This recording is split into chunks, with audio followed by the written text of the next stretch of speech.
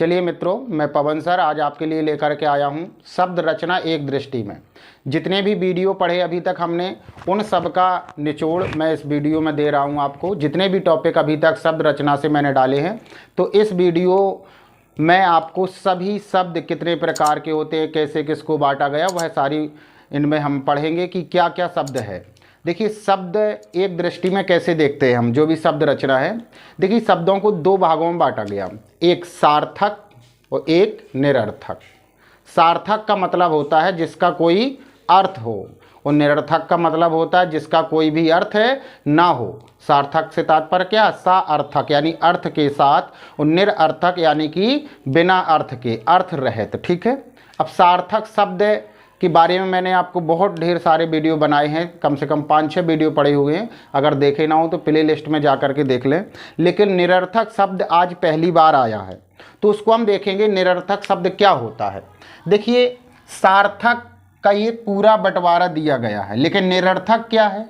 देखिए, निरर्थक शब्द होता है जिसका कोई अर्थ ना हो। जैसे आप यहाँ देख लीजिए, जैसे आप क्या करते हैं कि उन्होंने कहा खाना आना, कहते ना खाना आना खा लो, तो खाना तो ठीक है, सार्थक है, लेकिन आना क्या है, ये निरर्थक है। जैसे उन्होंने कहा रोटी ओटी, ऐसे ही बोलते ना, रोटी ओटी, तो ओटी ये निरर्थक है और रोटी ये क्या है, सार्थक है। तो ये सार्थक शब्द हो गए आपके, और ये आपके निरर्थक शब्द हो गए। ठीक है, ये निरर्थक शब्द हो गए, सार्थक और निरर्थक। समझ में आया होगा आप सभी को। सीधा है सार्थक शब्द जिसका अर्थ हो, और निरर्थक शब्द जिसका अर्थ ना हो। बस ये याद रखना आपको। सार्थक का मतलब जिसका अर्थ हो, निरर्थक का मतलब जिसका अर्थ कोई भी अर्थ ना हो। सार्थक शब्द के साथ ही निरर्थक शब्द साथ में चलता है। ठीक है, जैसे पानी आनी, सानी आनी, खाना आना। ठीक है, ये सारे शब्द जो हैं वो निरर्थक होते हैं। तो निरर्थक से हमें कोई मतलब नहीं है, बस इतना ही समझे रखिएगा कि सार्थक क्या, निरर्थक होता क्या है। समझ में आ गया। तो सार्थक को देखेंगे हम, किस शब्द को पढ़ना हमें, सार्थक शब्द को पढ़ना हमें। किसे पढ़ना है, सार्थक शब्द को। तो देखिए, सार्थक शब्द जो है उसको 4 भागों में बांटा गया। एक रचना के आधार पर, दूसरा उत्पत्ति के आधार पर, और तीसरा अर्थ के आधार पर, और चौथा आपका विकार के आधार पर। ठीक है, समझ में आया होगा। रचना के आधार पर, उत्पत्ति के आधार पर, अर्थ के आधार पर और विकार के आधार पर। अगर पूछा जाए कि शब्दों को कितने भागों में बांटा गया, तो 2, सार्थक और निरर्थक। अब सार्थक शब्दों को कितने भागों में बांटा गया, तो 4 भागों में। कौन कौन, रचना के आधार पर, उत्पत्ति के आधार पर और अर्थ के आधार पर। इसके बाद है लास्ट आपका अंतिम है विकार के आधार पर। इसमें से मैंने पूरा आपको कोर्स दे दिया है।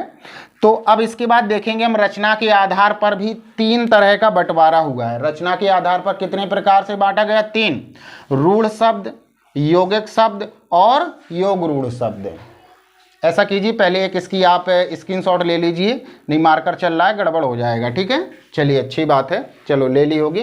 तो रूढ़ शब्द का तात्पर्य क्या होता है, मैंने बताया आपको। रूढ़ शब्द जो होता है, रूढ़ का तात्पर्य होता है कि जिसका कोई एक अर्थ हो, एक निश्चित अर्थ होता है, वह रूढ़ शब्द होता है।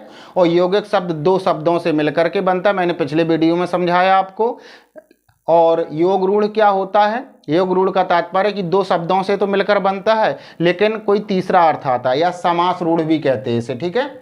अब यौगिक शब्द को भी बांट दिया गया 4 भागों में। उपसर्ग के योग से भी बनते हैं ये, प्रत्यय के भी योग से बनते हैं, और तीसरा है उपसर्ग और प्रत्यय दोनों के योग से बनते हैं, और चौथा है शब्दों के योग से बनते हैं। ठीक है, इस तरह से ये बट गया। इसके बाद चलेंगे हम दूसरे नंबर पे उत्पत्ति के आधार पर। देखिए, उत्पत्ति के आधार पर हमने पढ़ा था पिछले वीडियो में। उत्पत्ति के आधार पर हमने क्या पढ़ा, तत्सम शब्द पढ़े हमने, यानी कि संस्कृत के वे शब्द जो आज भी ज्यों के त्यों बोले जा रहे हैं, तत्सम शब्द हो गए। तद्भव शब्द का मतलब हो गया कि जिनमें बदलाव हो गया है। और विदेशी शब्द का मतलब, या आगत शब्द भी कह सकते हैं। विदेशी शब्द का मतलब होता है जो दूसरी भाषाओं से ग्रहण किए गए हैं हिंदी भाषा में। और संकर शब्द से मतलब होता है कि 2 भाषाओं से मिलकर के जो शब्द बनते हैं उन्हें हम क्या कहते हैं, संकर शब्द कहते हैं। अब देखेंगे हम अर्थ के आधार पर।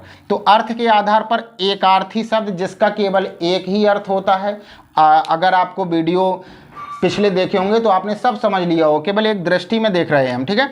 एकार्थी जिसका केवल कितना हो, एक ही अर्थ हो, और अनेकार्थी जिसके एक से अधिक अर्थ हों, और समानार्थी का मतलब जो या पर्यायवाची शब्द भी कहते हैं, और विपरीतार्थी का मतलब होता है विलोम शब्द। क्या होता है, विलोम शब्द। आइए अब तीसरा प्रकार हो गया। अब चौथा प्रकार हम चलेंगे विकार के आधार पर। किस आधार पर हमने बांटा है, विकार के आधार पर। विकार के आधार पर मैंने आपको दो शब्द, दो तरह का बंटवारा किया, एक विकारी शब्द और एक अविकारी शब्द। एक विकारी शब्द और दूसरा अविकारी शब्द। इस तरह से विकार के आधार पर कितने तरह का शब्द हो गए, दो तरह के। विकार के आधार पर विकारी और अविकारी। अब जो विकारी शब्द होते हैं ये किन से बनते हैं, संज्ञा, सर्वनाम, विशेषण और क्रिया।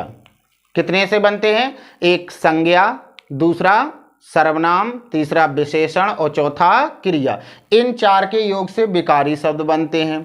अब अविकारी शब्द क्या होते हैं, अविकारी शब्द का किन से मिलकर के बनते हैं, क्रिया विशेषण, संबंध बोधक, समुच्चय बोधक और विस्मयादि बोधक। ये चार तरह के होते हैं अविकारी शब्द। और विकारी शब्द भी चार तरह के, संज्ञा से भी, सर्वनाम से भी, विशेषण से भी और क्रिया से भी, ठीक है।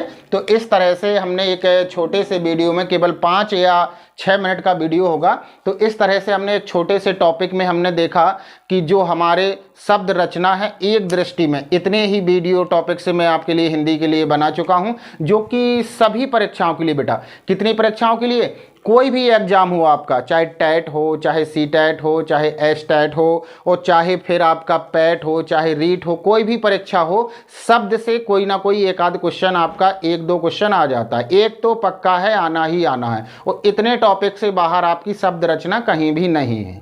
अगर आपने यही वीडियो समझ लिया और इससे पहले डिटेल में जाना है, अगर उनकी परिभाषा देखना है, उदाहरण देखना है, तो आप जाकर के प्ले लिस्ट में देखिए, बारी बारी से आपकी क्रमवार से आपके डले हुए हैं सभी वीडियो, आप उन्हें देख सकते हैं। अगर आपको ज्ञान अर्जन अधिक करना है तो वीडियो को जरूर देखें सभी प्ले लिस्ट में जाकर के। और अगले वीडियो में पुनः मिलते हैं। अब हम चलेंगे शब्द के बाद। देखिए, पहले हमने वर्ण, अक्षर, वर्णमाला ये पढ़ा, उसके बाद हमने धीरे धीरे करके अब शब्द पर पहुँच गए। वर्ण अक्षर को मिलाकर शब्द हमने बनाया। अब शब्द से बनेगा वाक्य। क्या बनेगा, वाक्य। अब शब्द से वाक्य रचना पढ़ेंगे। अभी शब्द रचना थी, तो अगले टॉपिक में मिलते हैं वाक्य रचना के साथ। तब तक के लिए वंदे मातरम।